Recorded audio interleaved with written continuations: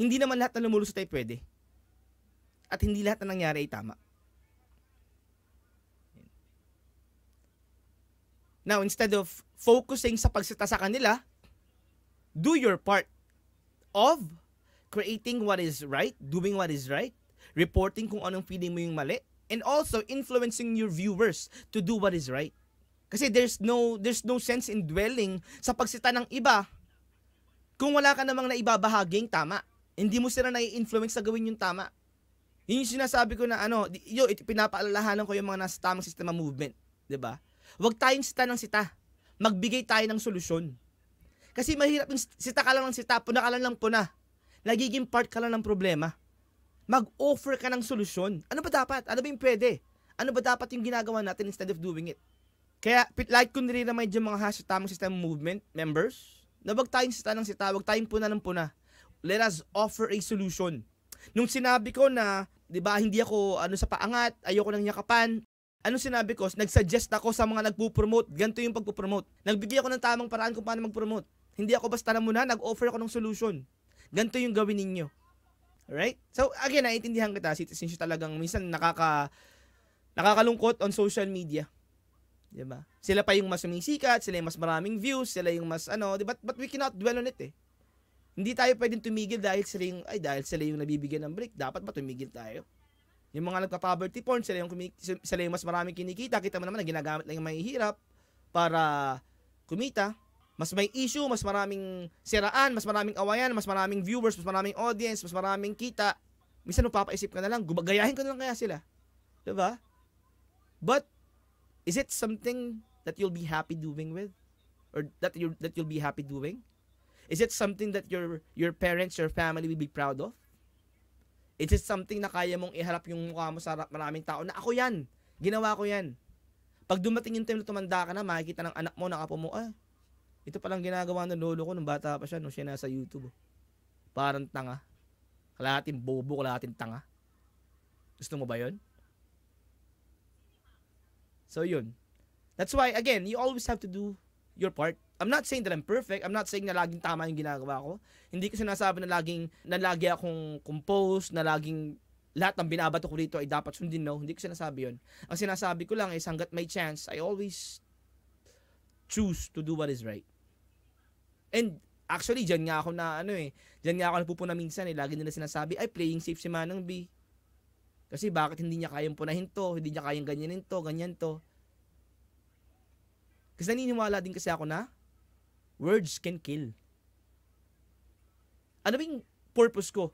Ba't ba ako nagko-call out ng creator? Ano ba yung purpose ko kung bakit ako nagko-correct ng mali? Is it to prove na mas magaling ako? No. It is to correct them. It is to help them improve. Now, if I cannot correct them because they don't accept it, why will I waste time doing it? Diba? Doon ako magpo-focus sa mga taong nakapanood. I-influence ko sila, ay, ito yung tama. Diba? So, yun. So, citizenship siguro ikaw din as someone who has influence, especially sa mga commentary channels. I consider citizenship as a commentary channel. You do your job or you do your part by influencing them to do what is right. And I am watching you. Napanood ko nga yung video mo. Yung live mo. I'm not sure if it's earlier the other day about sinabi mo na meron doon na kino-question, 'di ba, sabi ni Migs na Mamigs tayo. Mamigs naman talaga Mamigs ka, 'di ba? Meron doon nagko-comment na bakit kasi hinayaan ni Migs ganyan. So puro sila tanong, puro sila problema. Doon sila naka-dwell, naka-focus sa problema instead sa kung ano yung pwede natin gawin para ma-improve. Kadalasan ganyan It's easier to blame someone else sa mga nangyayaring masama rather than sa maghanap ng solusyon, ibigay kung ano yung dapat gawin. Ang gagawin natin, pag may problema, hahanapin natin sino may kasalanan. Inuubos niyo yung energy sa paghahanap sinong may mali. Kesa sa kung ano yung pwede natin gawin para maitama yung mali. Human nature. Pero hindi ibig sabihin human nature, wala tayong magagawa. Alright? So, let's always do our part, use our influence correctly, to influence others to think what is right, to do what is right. Use our influence wisely, use our influence correctly. Kasi sayang yung influence. And we as viewers, kaya nga ito yung sinasabi ko din na culture changing movement, 'di ba, ng tamang sistema movement. Itaas natin yung standards natin sa mga video na pinanonood, video na sinishare, creator na nila like, sinusuportahan, pinopromote. 'Di ba? Kasi kayo yung may kapangyarihan as viewers na magbigay ng influence dun sa creator. So choose those people na deserve yung influence na yon. Okay? Kasi sometimes naapektuhan tayo or nai-influensyahan tayo ng ano yung pakikinabangan ko sa kanya. Ano yung makukuha ko pag pinromote ko to. Ganun eh. Di ba? And again, I won't judge them. Kung, di ba? I'm not here to judge anyone. Pero yun lang sa akin. Yun yung preferred, yun yung opinion ko.